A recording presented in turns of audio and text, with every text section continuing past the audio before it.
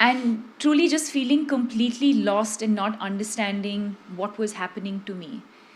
And I think it was the intervention of my mother, who was visiting me at that time. And I think I lived with it for a while, actually. I was filming a movie at that time, and I had no idea what I was going through. And I'd go to work every day. I'd literally have to pull myself out of bed and go to work.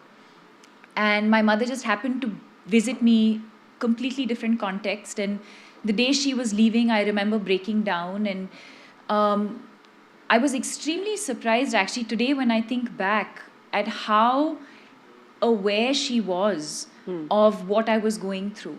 And the first thing she did was to call a family friend, and Anna Chandy, who's a counselor.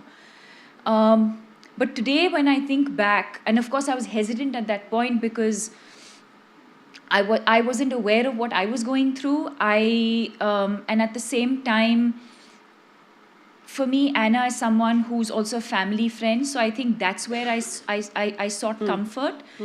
But at the same time, I don't know if I would have done the same thing if I didn't have, sort of that comfort level. But it was my mother who really sort of identified the symptoms and immediately called her up. And in one phone conversation with Anna, she sort of understood what I was going through. But at the same time, I think it's the way she dealt with me and with the situation at that point.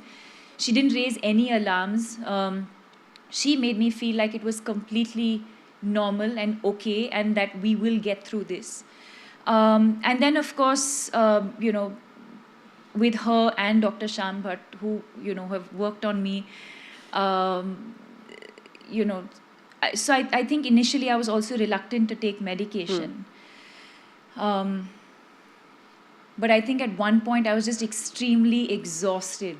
I couldn't do it anymore. And I think that's when I decided to sort of, I said, okay, let me start medication. Let me accept this help that people are willing to give me. And